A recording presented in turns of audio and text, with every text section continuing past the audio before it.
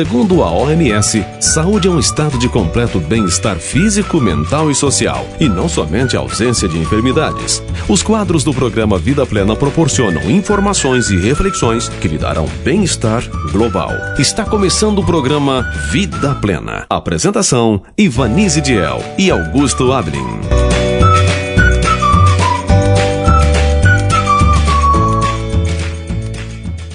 Bom dia, queridos ouvintes da Rádio Cidade Alta FM. Estamos chegando com o seu programa semanal de saúde. Hoje, sábado, 18 de maio de 2024. Na reflexão com o pastor Emerson, ouviremos a continuação do livro de Êxodo, onde ele sabiamente tirará lições valiosas para nossas vidas.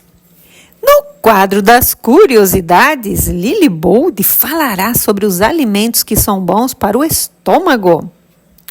No quadro Conselhos sobre Saúde, Ellen White mostrará como podemos cooperar com Deus por meio de uma observância inteligente às leis da vida e da saúde, pois a saúde é um dom precioso concedido ao homem. No quadro Princípios Educacionais, receberemos orientações preciosas com relação ao tema educação.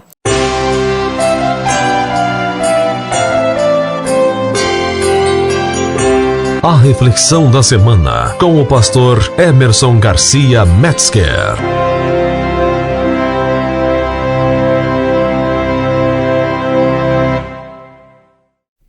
Olá, amigos da Cidade Alta FM. Que alegria estar com você mais um sábado, mais um dia juntinho, ouvindo a voz de Deus. Semana passada nós vimos 2 versos apenas. 2 versos muito interessantes que mostram a alegria, a gratidão, a alegria de servir a Deus, demonstrada através dos cânticos e da dança das mulheres do povo hebreu que estavam agora no Egito. Hoje nós vamos falar, na sequência, Êxodo 15, do verso 23 em diante. E o título é assim: As águas amargas tornaram-se doces.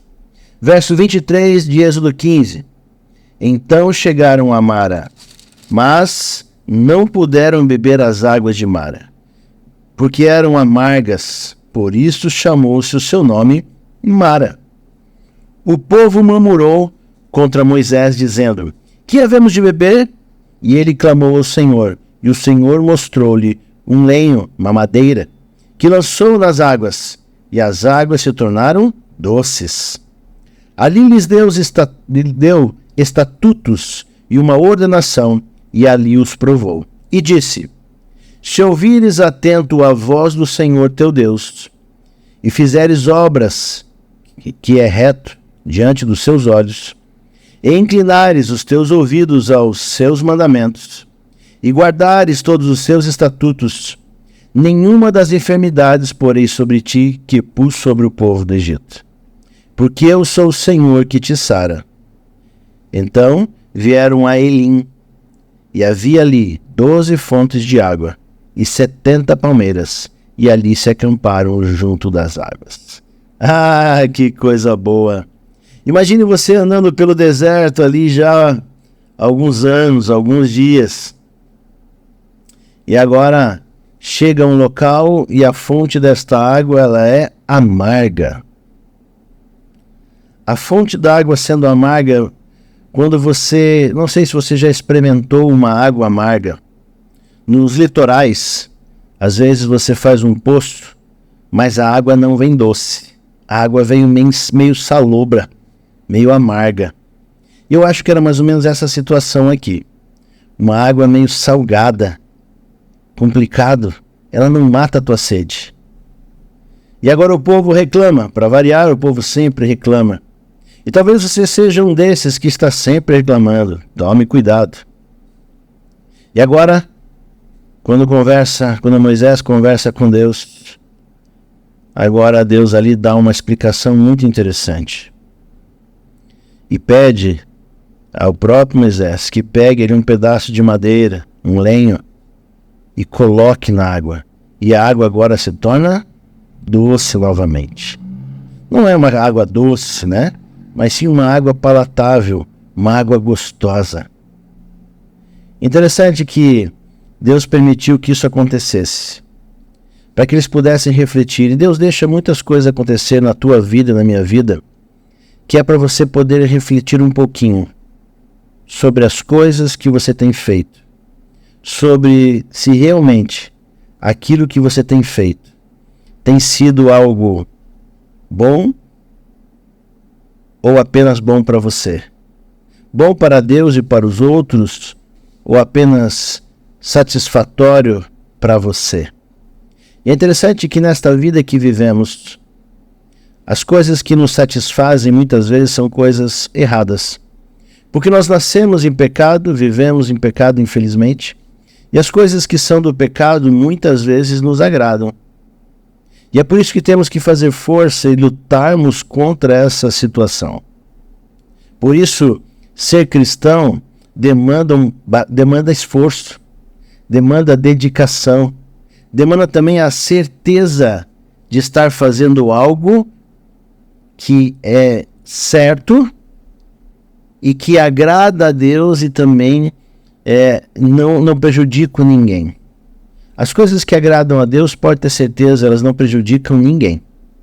Agora, as coisas que são do outro Deus, elas vêm para prejudicar a tua vida e a vida de outras pessoas. E no verso 26 ali, Deus deixa bem claro que se eles guardarem os mandamentos de Deus, se eles guardarem também seus estatutos, nenhuma das enfermidades porei sobre ti. Olha só que interessante. E sabe o que é mais legal? Em Levíticos, Deus deixa alguns animais que nós podemos comer e outros que não podemos.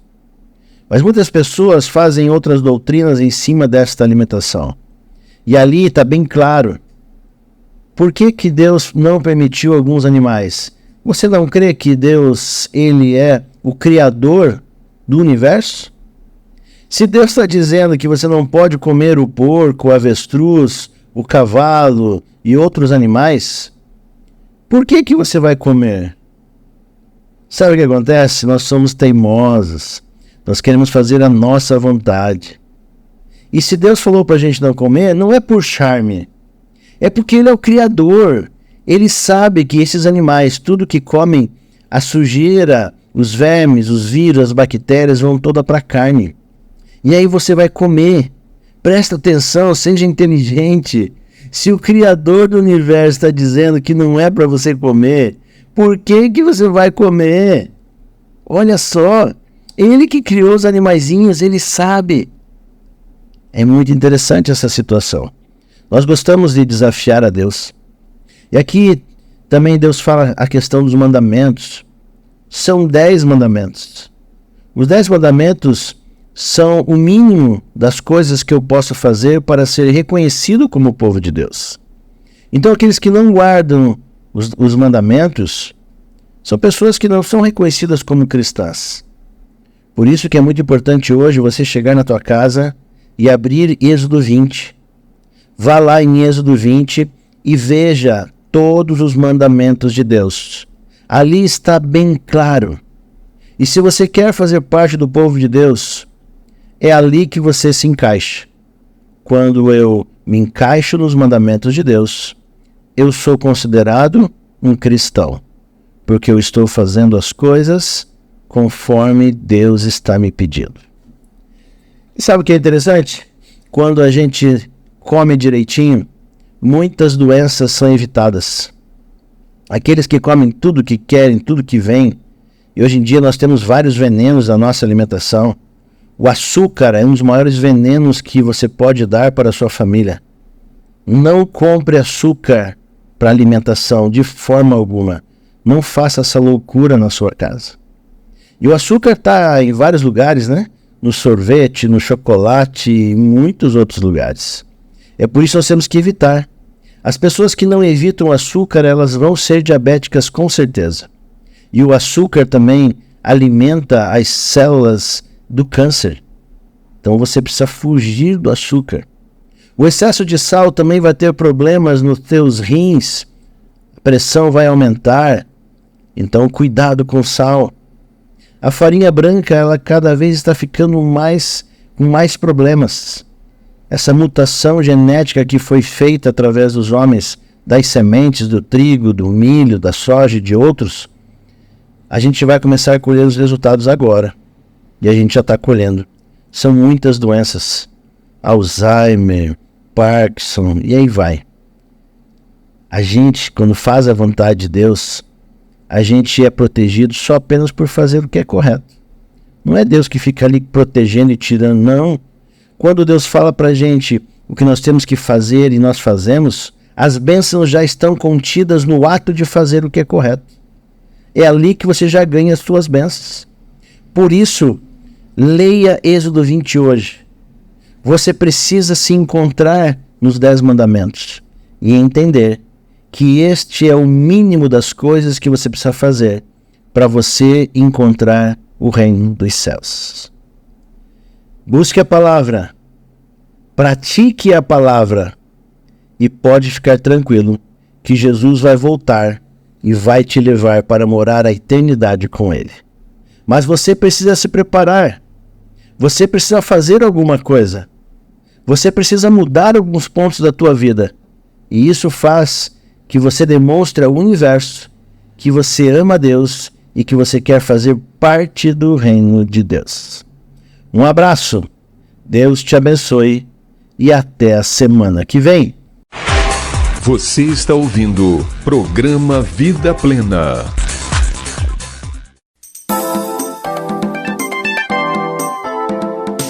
Vida Plena apresenta Curiosidades da Semana com Lili e Buldi.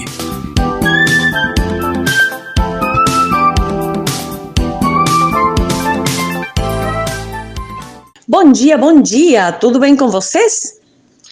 Hoje a curiosidade sobre os alimentos que fazem bem para o nosso estômago é sobre o abacaxi. Vocês sabiam que o abacaxi constitui uma fruta muito suculenta, saborosa e rica em certas vitaminas e minerais? Muitos a consideram uma sobremesa ideal por facilitar a digestão de outros alimentos. Outros preferem consumi-la como aperitivo antes de comidas, especialmente quando o estômago se encontra debilitado. Seu consumo é especialmente indicado nas seguintes afeições: hipocloridria, que se manifesta por digestão lenta e peso do estômago; peptose gástrica, causada pela incapacidade do estômago para esvaziar seu conteúdo. Em ambos os casos, o abacaxi deve ser consumido fresco e bem maduro, antes ou depois das refeições. Obesidade: o abacaxi ou suco fresco, tomado antes da refeição, reduz o apetite e constitui um bom complemento nas dietas de emagrecimento. Além disso, é ligeiramente diurético. Esterilidade: esse fruto é um dos alimentos mais ricos em manganês, oligoelemento que intervém ativamente na formação das células reprodutoras, tanto masculinas como femininas. E para o câncer de estômago, tem-se comprovado que o abacaxi é um protetor inibidor da formação de nitrosaminas. Essas substâncias de marcada ação cancerígena formam-se no estômago como consequência de uma reação química entre os nitritos e certas proteínas contidas nos alimentos. Então, vamos comer mais abacaxi. Até a próxima semana. O programa Vida Plena apresenta Conselhos sobre Saúde.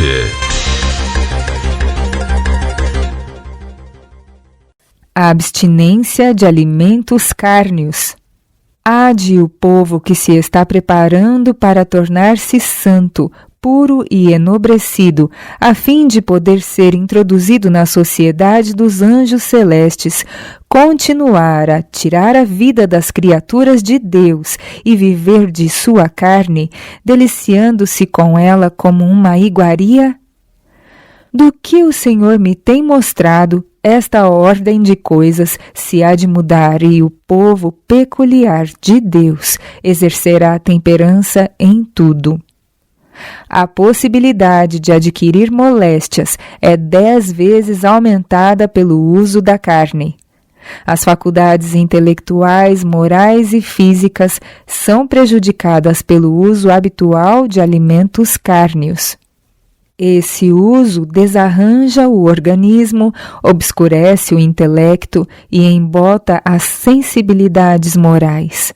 O caminho mais seguro para vós é deixar de lado a carne. Fugir da glutonaria. Alguns não exercem controle sobre o apetite, mas transigem com o paladar a expensas da saúde. Como resultado, o cérebro é obscurecido, seus pensamentos tornam-se vagarosos e não conseguem executar o que poderiam se fossem abnegados e abstêmios. Esses roubam a Deus a energia física e mental que poderia ser dedicada ao seu serviço, caso a temperança fosse observada em tudo. A palavra de Deus coloca o pecado da glutonaria na mesma lista em que está a embriaguez. Tão ofensivo era este pecado aos olhos de Deus que ele deu instruções a Moisés no sentido de que o filho que não se dominasse quanto ao apetite, mas se empanturrasse com qualquer coisa que seu paladar pedisse, deveria ser trazido por seus pais à presença dos juízes de Israel a ser apedrejado até morrer. A condição do glutão era considerada desesperadora. Era inútil aos outros e uma maldição para si mesmo. Não se podia confiar nele em coisa alguma. Sua influência estaria sempre contaminando outros e o mundo seria melhor sem tais pessoas, pois seus terríveis defeitos seriam perpetuados. Ninguém que tenha senso de sua responsabilidade para com Deus permitirá que as tendências naturais controlem a razão.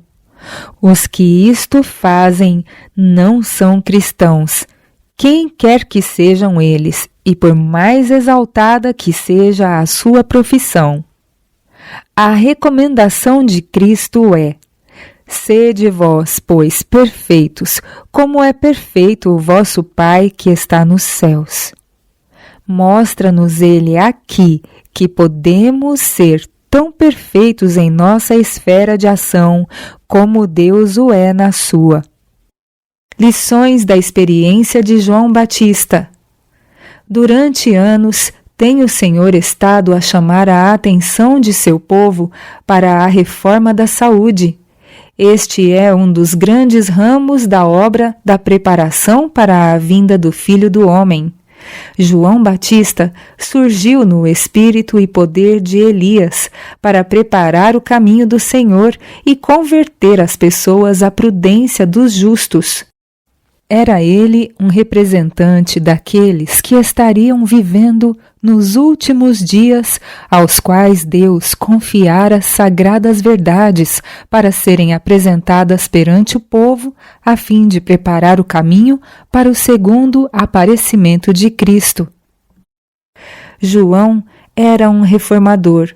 O anjo Gabriel, enviado do céu, instruiu os pais de João sobre a reforma da saúde. Disse-lhes ele que o menino não deveria beber vinho nem bebida forte e que ele seria cheio do Espírito Santo desde o nascimento. João separou-se dos amigos e das ostentações da vida. A simplicidade da sua vestimenta, uma peça de vestuário tecida de pelos de camelo, era uma reprovação direta à extravagância e pompa dos sacerdotes judaicos e do povo em geral. Seu regime puramente vegetariano, composto de gafanhotos e mel silvestre, era uma censura à condescendência com o apetite e a glutonaria que prevalecia por toda parte. Declara o profeta Malaquias: Eis que eu vos envio o profeta Elias, antes que venha o dia grande e terrível do Senhor, e converterá o coração dos pais aos filhos, e o coração dos filhos a seus pais. Aqui o profeta descreve o caráter da obra. Os que devem preparar o caminho para a segunda vinda de Cristo são representados pelo fiel Elias, assim como João veio no espírito de Elias para preparar o caminho para o primeiro advento de Cristo. O grande assunto da reforma deve ser agitado e despertada a mente do público. A temperança em tudo deve ser associada com a mensagem para converter o povo de Deus de sua idolatria, de sua glutonaria e de sua extravagância no vestir-se e em outras coisas. A negação própria, a humildade e a temperança requeridas dos justos, aos quais Deus guia e abençoa de modo especial, devem ser apresentadas ao povo em contraste com os hábitos extravagantes e destruidores da saúde daqueles que vivem nesta era degenerada. Deus tem mostrado que a reforma da saúde está tão estreitamente ligada com a mensagem do terceiro anjo como a mão o está ao corpo. Em parte alguma poderá ser encontrada causa tão grande de degeneração física e moral como a negligência deste importante assunto. Os que transigem com o apetite e as paixões e fecham os olhos à luz por temor de verem as condescendências pecaminosas que estão relutando em abandonar, são culpados diante de Deus. Aqueles que repelem a luz em algum ponto endurecem o coração para menosprezar a luz sobre outros assuntos. O que viola as obrigações morais no que tange ao comer e beber, prepara o caminho para violar os reclamos divinos com respeito a interesses eternos. Nosso corpo não é nossa propriedade. Deus exige que cuidemos da habitação que Ele nos confiou, a fim de que possamos apresentar-lhe o nosso corpo em sacrifício vivo, santo e agradável. Nosso corpo pertence àquele que o fez e estamos no dever de tornar-nos inteligentes com relação aos melhores meios de preservá-lo da ruína. Você está ouvindo o programa Vida Plena.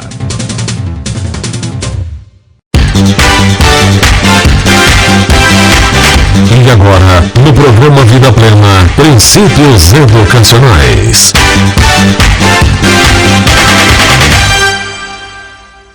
Uma lição de amor. Jesus reprovava seus discípulos, admoestava-os e avisava-os, mas João e Pedro e seus irmãos não o deixaram. Apesar das exprobrações, preferiram estar com Jesus, e o Salvador, nem por causa de seus erros, se afastou deles. Ele recebe os homens tais como são, com todas as suas faltas e fraquezas, e prepara-os para o seu serviço, se desejarem ser discípulos e ensinados por ele. Havia, porém, um dentre os 12 a quem Cristo não dirigiu palavra alguma de reprovação direta, até muito próximo do final de sua obra. Com Judas, um elemento de antagonismo se introduzira entre os discípulos. Ligando-se a Jesus, havia ele atendido à atração de seu caráter e vida. Havia sinceramente desejado uma mudança em si e contara experimentar esta perfeita união com Cristo. Mas este desejo não se tornou predominante. Aquilo que o dirigia era a esperança de benefício próprio no reino mundano que esperava Cristo estabelecesse. Posto que reconhecesse o poder do amor divino de Cristo, Judas não se rendeu à sua supremacia. Continuou a alimentar seus próprios juízos e opiniões, sua disposição para criticar e condenar. Os motivos e ações de Cristo, muitas vezes estão acima de seu entendimento, excitavam dúvida e desaprovação. E suas próprias contestações e cobiça insinuavam-se nos discípulos. Muitas de suas contendas pela supremacia e muito de seu descontentamento pelos métodos de Cristo originavam-se com Judas. Jesus, vendo que mostrar-se antagônico dava como resultado endurecer-se o coração, abstinha-se de conflito direto. A estreiteza egoísta da vida de Judas, Cristo procurou curar pelo contato com seu próprio amor abnegado. Em seus ensinos desdobrava princípios que feriam pela raiz as ambições egoístas do discípulo. Dava assim lições após lições, e muitas vezes Judas compreendeu que seu caráter fora retratado e indicado seu pecado, mas não quis ceder. Resistindo aos esforços da misericórdia, o impulso do mal adquiriu finalmente o domínio. Judas, irado pela devida reprovação e desesperado pela decepção que tivera com seus sonhos de ambição, entregou o coração ao demônio da avidez e decidiu a traição de seu mestre. Da sala da Páscoa, da alegria da presença de Cristo e da luz da esperança imortal, saiu ele para a sua nefanda obra, nas trevas exteriores onde não havia esperança. Bem sabia Jesus desde o princípio quem eram os que não criam e quem era o que o havia de entregar. Contudo, sabendo todas estas coisas, não retivera seus esforços misericordiosos ou ações de amor. Vendo o perigo de Judas, trouxera-o para junto de si naquele grupo mais íntimo de seus discípulos escolhidos e em quem confiava. Dia após dia, quando o fardo jazia pesadamente sobre seu coração, suportara a dor do contínuo contato com aquele espírito obstinado, desconfiado e entregue a maus pensamentos. Ele havia testemunhado esse espírito e trabalhara para combater entre seus discípulos aquele antagonismo contínuo, secreto e sutil. E tudo isto fizera para que nenhuma influência salvadora possível faltasse àquela alma em perigo. As muitas águas não poderiam apagar este amor, nem os rios afogá-lo. O amor é forte como a morte. Tanto quanto diz respeito ao próprio Judas, a obra de amor efetuada por Cristo tinha sido sem proveito. Não assim, porém, no que se refere a seus condiscípulos. Para eles foi uma lição de influência para a vida toda. Para sempre seus exemplos de ternura e longanimidade lhes moldariam as relações com os que são tentados e que erram. E continha outras lições. Na ordenação dos 12, haviam desejado grandemente que Judas fosse um de seu número, e tinham contado com seu ingresso como um fato muito prometedor ao grupo apostólico. Ele tinha estado mais em contato com o mundo do que eles. Era um homem de boas maneiras, de discernimento e habilidade para dirigir, e fazendo uma alta apreciação de suas próprias qualidades, levara os discípulos a terem-no na mesma conta. Mas os métodos que ele desejava introduzir na obra de Cristo baseavam-se em princípios mundanos e eram dirigidos por mundanos expedientes.